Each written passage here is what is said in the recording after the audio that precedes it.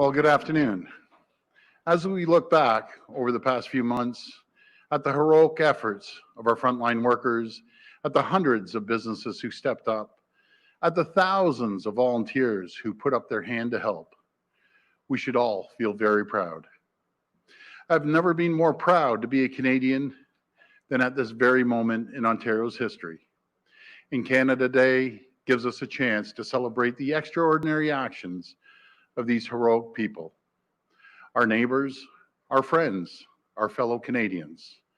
The challenges we have faced together over the past few months have only made us stronger. We've been put to the test as a province and as a country, and we're able to rise to the occasion. Thanks to the collective efforts of the people of Ontario, the province is reopening and people are getting back to work. We delivered $17 billion in immediate relief for families, supports for businesses, and funding for healthcare. We've expanded testing and contact tracing, hitting new daily record of over 30,000 tests in a day, with over 98% coming back negative. We're one of the leading provinces in clinical trials and research to find vaccines, treatments, and rapid testing methods for COVID-19. We have the best and the brightest minds right here in Ontario. We have the hardest working people you can find anywhere. We mobilized our manufacturing might to make the PPE and equipment we need to help our frontline workers fight COVID-19 because we don't have to rely on other countries anymore. We can make anything right here on Canadian soil, right here on Ontario. We have the best of the best. My friends, there are still great challenges ahead of us, but we live in the greatest province, in the greatest country in the entire world, and nothing is going to stop us. We will come back with vengeance, stronger and more prosperous than ever before. And to show our thanks to the people of Ontario and celebrate this national holiday in true Canadian style, we're giving everyone a chance to explore our great province. Ontario Parks will be offering free day use at all provincial parks across the province, from north to south, from east to west. And we're also allowing free fishing for the whole family starting this Saturday, July the 4th. Numerous attractions across Ontario have planned special virtual events or events with physical distancing measures to celebrate Ontario's culture and artistic excellence. And as we all take a well-deserved break tomorrow to celebrate this great country, I'd just like to remind everyone to stay safe. Wishing everyone a very happy and safe Canada Day. Thank you, and God bless the people of Ontario, and God bless the greatest country in the world. Thank you. I'll pass it over to Minister Yurek now. Thank you very much, Premier. We have all spent a lot of time inside this spring as people across Ontario have done their part to help stop the spread. So as we celebrate Canada Day, we are offering free day use tomorrow to make it easier for families from across the province to enjoy the green spaces and other recreational activities that our Ontario parks have to offer. To help ensure a safe, enjoyable visit to our parks, we're continuing to take measures to prevent overcrowding, enhance cleaning of high-touch surfaces, and promote physical distancing. Capacity will be limited at some of our more popular parks, so I do encourage you to arrive early. You can visit ontarioparks.com or Ontario Parks social media channels to check the status of your local provincial park and what services are available. Ministry officers will also be present to provide information, assist with emergencies, and enforce provincial park rules and regulations. So when you're visiting our parks, be responsible. Keep following public health advice, including physical distancing, and keep at least 2 meters from others. And come prepared with hand sanitizer, extra water, soap, and other supplies. I'd also like to give thanks to my colleague, Minister Yakubuski.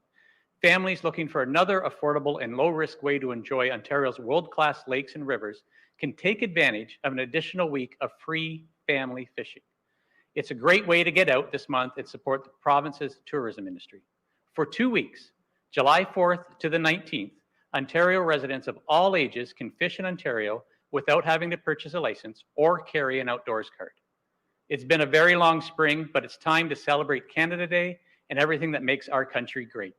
Whether you're visiting a park, spending time with family and friends, or staying home tomorrow, happy Canada Day, everyone. I'll now pass it over to Minister MacLeod. Thank you, Premier, and thank you, Minister Yurek. The past few months have had a devastating impact on Ontario's heritage, sport, tourism, and culture industries. COVID-19 has tested us as Ontarians, but our creators, athletes, artists, and community builders continue to bring out the best in us. Over the past 4 months, and certainly over the past 2 weeks, as I've traveled the province, I've seen our $75 billion sectors overcome adversity to bring the power of music, art, and culture into our homes. This Canada Day will be different, but our government remains committed to fueling the spectacular double bottom line driven by our creative and cultural sectors. It's why we're proud to continue to invest more than $1.8 million in community festivals and events that celebrate our diverse Canadian culture so that we'll be able to come together again when it is safe to do so. In the meantime, I invite you to explore all that makes our province unique this Canada Day. Numerous Ontario attractions within my ministry have special social distancing experiences and events planned for July 1st, including the McMichael Gallery, which will be showcasing video highlights of their Canadian art collection. The Niagara Parks Commission, which will be hosting a virtual event that showcases the best of Niagara's artists, including Tim Hicks, Spencer Burton, and the Great Lake Swimmers. The St. Lawrence Parks Commission is pleased to welcome back guests beginning tomorrow to their Fort Henry and Upper Canada Village attractions. Science North will be holding a festivity unlike any other, featuring multicultural entertainment, science exhibits, and other fun activities for kids.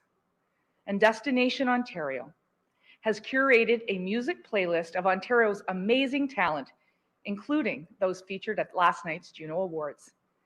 There is so much to be proud of and to celebrate this Canada Day at www.ontario.ca/Canada Day. Meanwhile, I'll continue to keep traveling across our great province to show everyone that we offer the world in one province. Happy Canada Day, Ontario. Okay, we'll go to the phone line for questions. First question.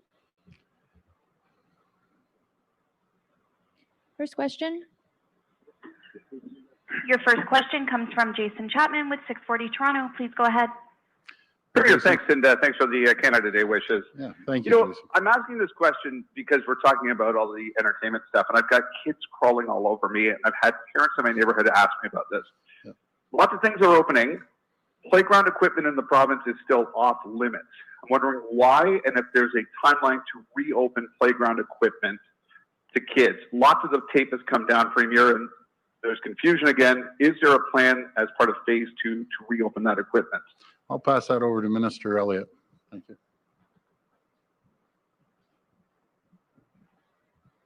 Well, we're certainly looking at what's safe for everyone, what's safe for children. Playground equipment has been more difficult because there are little people climbing on it. It's very difficult to disinfect it on a regular basis, but it is something that we are considering for the next stage in our reopening as we move from stage 2 to stage 3. There'll be many other considerations of other things that will be brought in, but the opening of children's playgrounds is certainly one of the items that are under consideration for that. But no timeline right now. I have another follow-up, but no timeline at this point, by the end of the summer or by the time school starts? No timeline as yet. We're still waiting to see the results from the stage 2 opening.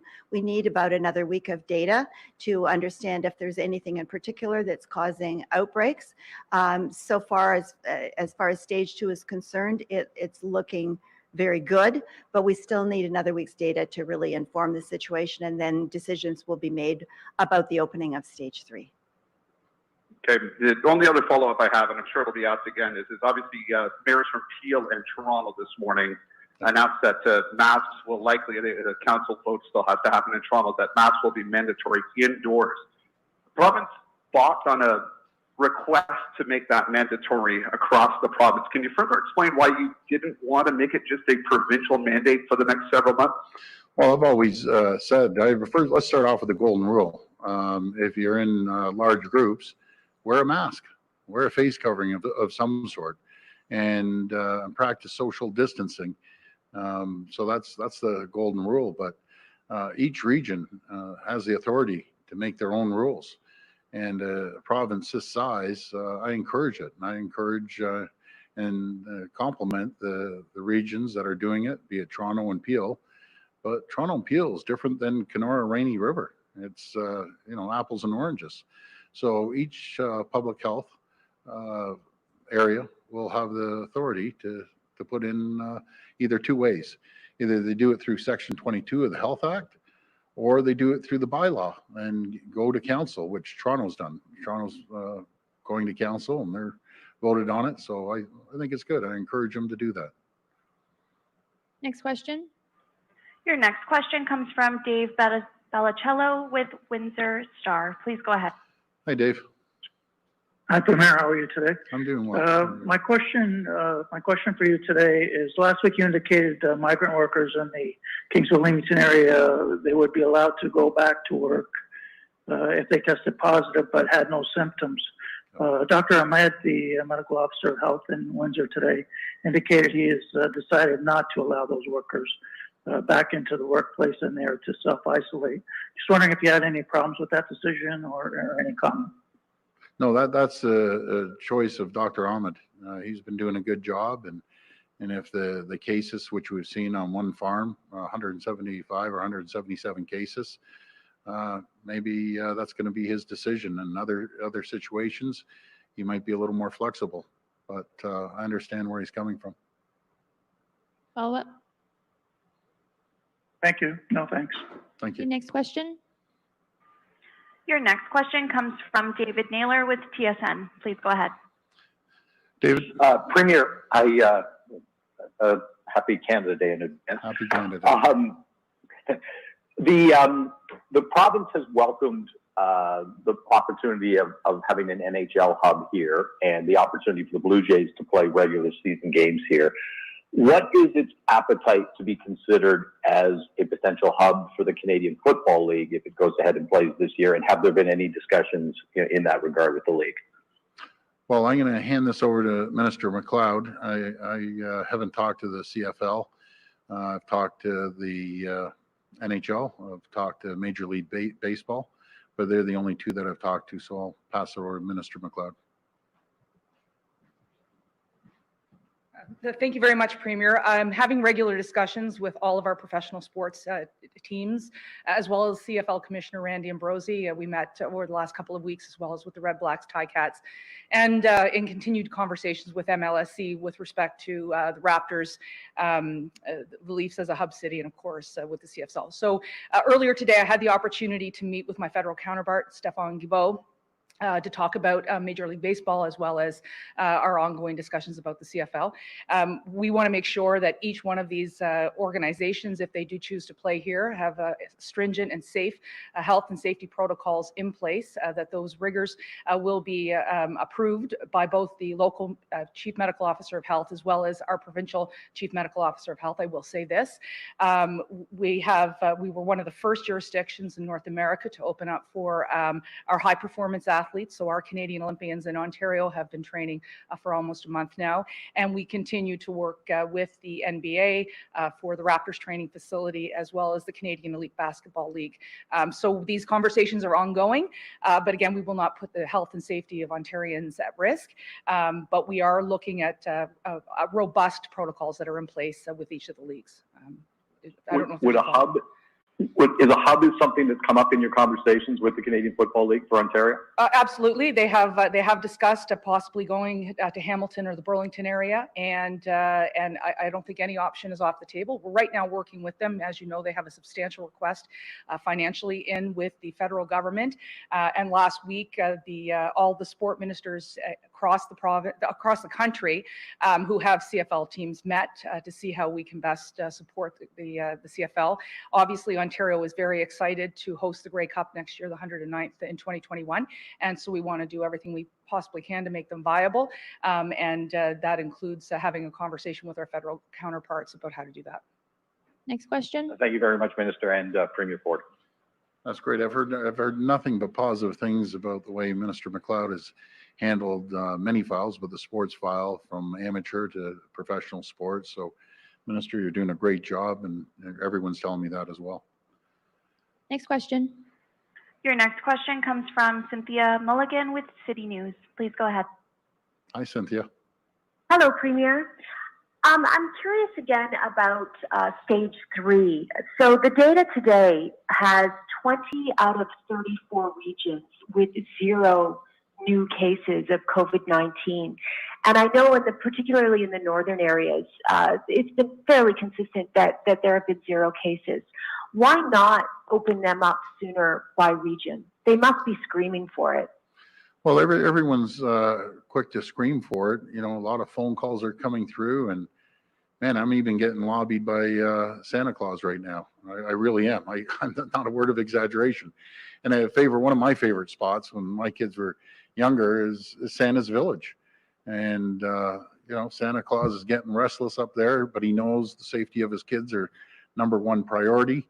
But what a great destination, one of the great destinations. Again, I'd bring all my 4 girls. So right from Santa to you name it, from the, you know, the dog catcher is on to me about opening up, but we have to do it safely, and we will do it safely, and we're going to do it in steps as we did before. And we just have to continue seeing the numbers go in the right direction, which they have. And I'm going to hand it over to the Minister of Health. She's the Commander-in-Chief at the health table. So I'll pass this over to the Minister of Health. Well, things have been going quite well in stage 2, but we're only several weeks into it. We still need the data from about another week to really understand if there's cause for any concerns, anything that's causing outbreaks.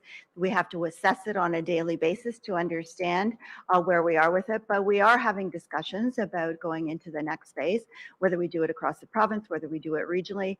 These are serious discussions that were happening. We have a committee dealing with that later on this afternoon. So we're having discussions about where this should happen, of course, when.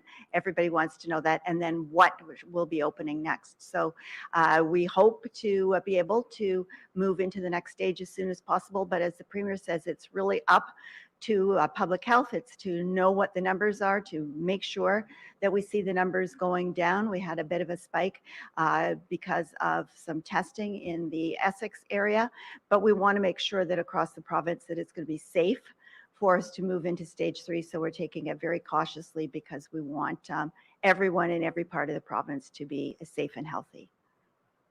Follow-up. Thank you. And my next question is for the Premier, and I'm asking on behalf of my colleague Pam Seidel.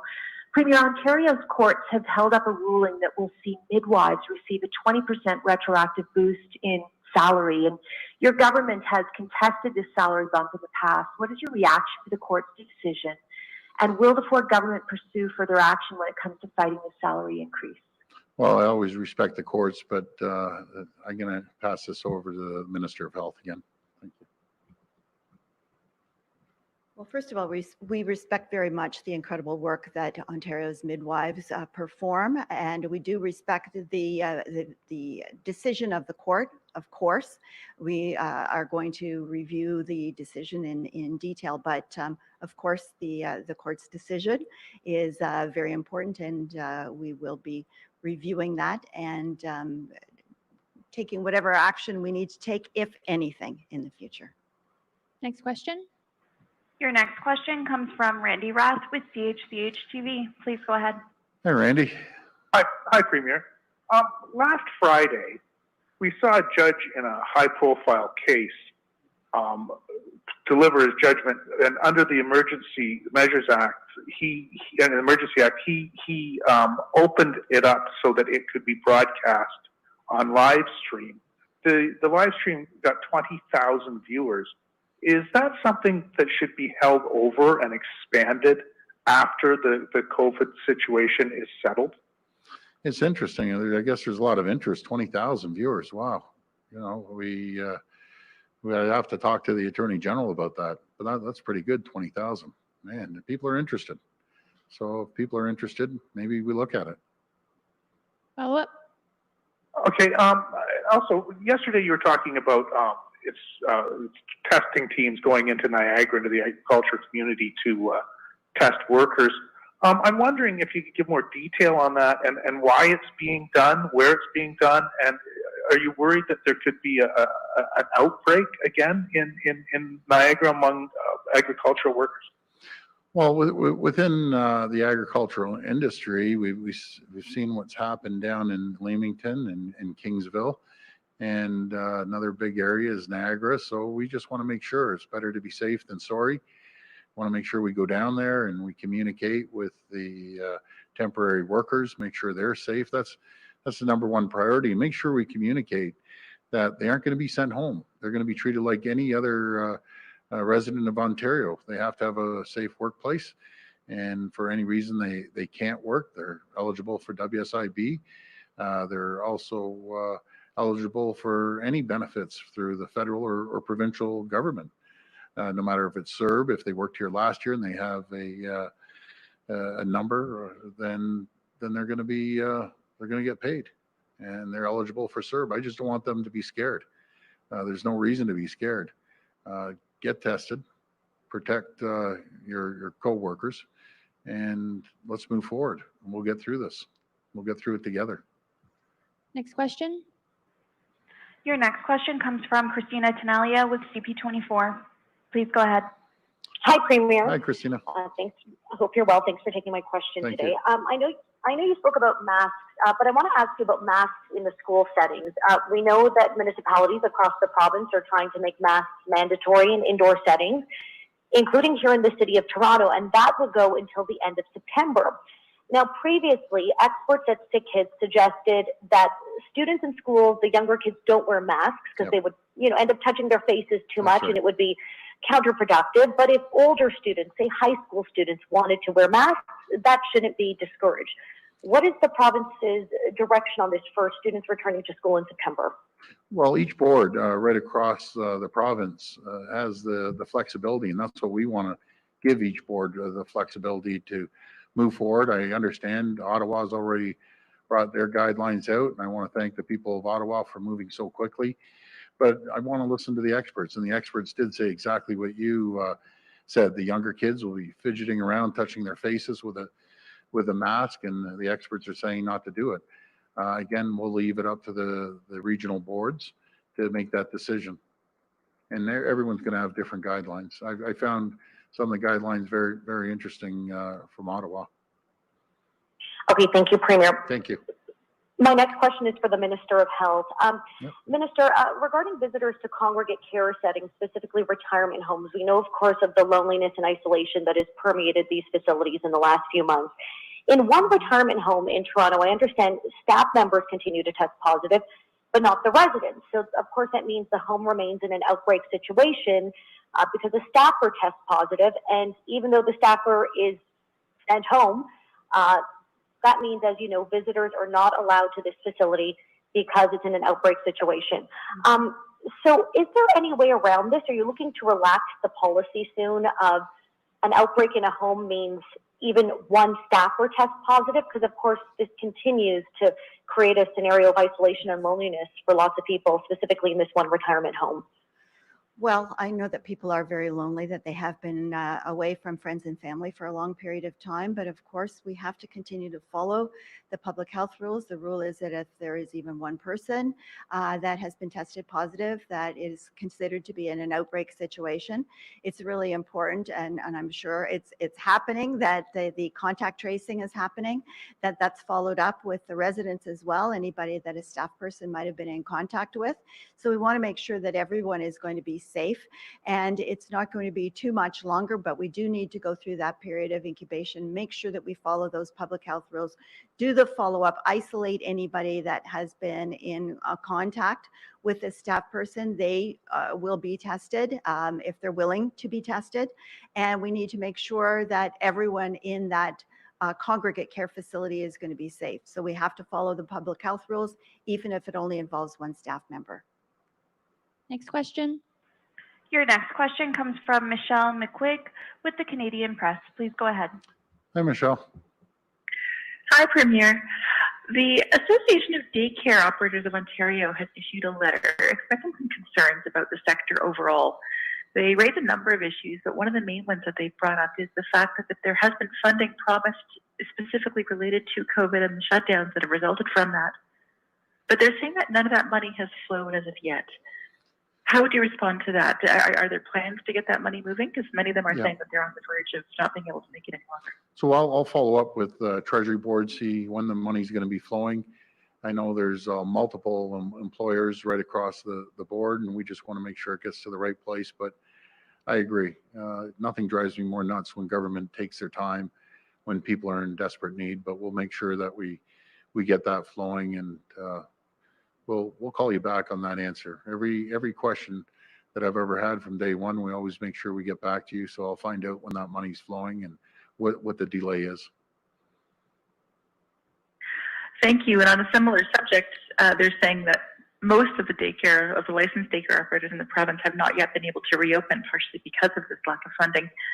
As more of the province gets back to work, is this news to you that most of the centers have not yet been able to open? And they said a couple of reasons for that. It's not just the money, which you've addressed, but they're saying that there's been a real patchwork of rules governing the reopening and that there hasn't been a lot of clear guidance from the province on that front. Well, we've had clear guidance. Like, we don't change the rules, and I'd be more than happy to get public health to answer any of the questions. But again, I think we've been very clear. There's one set of rules for them, and if they need help, we'll be more than happy to help them on anything. And feel free to call the Ministry of Education on that as well. But there's I don't know. I just find that interesting comment about they're confused about the guidelines. There's one set of guidelines, and we'll help them any way we can to get them up off their feet. I don't understand how some can open and some are confused. Okay, last question. Your final question comes from Lucas Meyer with News Talk 1010. Please go ahead. Thank you very much, and happy pre-Canada Day, everyone. Yeah. I think this might be for either Minister MacLeod or yourself, Premier. Just to go back to the Blue Jays a little bit, you mentioned that there was more discussion with the Jays today. Can you go into what exactly that was about? And there was also a mention yesterday that the health table was looking at tweaks on the baseball proposal. What were those tweaks? What else has to be figured out on the provincial side? Because it seems like this is a done deal. Yeah, well, I'm just taking the words that Mark Shapiro mentioned to me over the weekend, saying, hey, there's a few things we just have to iron out with Dr. Williams. I didn't get into the weeds with him, didn't ask him the questions. He seemed pretty satisfied. All three levels of government are cooperating, and I'll pass the balance over to Minister MacLeod.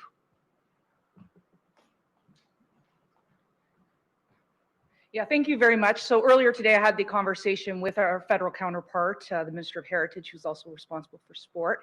Obviously, the complication with the Blue Jays is a bit more because it's that they're going to be traveling. It's not like the hub city model that we've executed on with the MLSC in the hopes that Toronto will become one. So that is I guess the more complicating factor. That said, we do have a solid record in this province in opening up our training and conditioning facilities. Obviously, the first to go were our Raptors, then MLS, the Major League Soccer, and we're working obviously with the Canadian Elite Basketball team at League, as well as the CFL and others, to ensure that we do have the most appropriate and cautious protocols in place. And so I think that we would be in a good position, but we want to make sure that the Chief Medical Officer of Health is satisfied with that criteria. And again, there is that complicating factor that this would be a bit more travel related than the others. And so that right now is where we're at with our federal counterparts. And Premier, if I could just go back really quickly to the masks, is it fair to say that because certain regions are taking their own mandatory approach, that for you, any possibility of a provincial mask order is out? Is it fair to say that that's just not going to happen on the provincial side at all? That's correct. It's up to each region to make that decision. They have the authority to do it, and I'll support them on any decision that they make. And I have all the confidence in the 34 public health units. Thank you. Thank you, everyone. Have a great, safe Canada Day. All the best.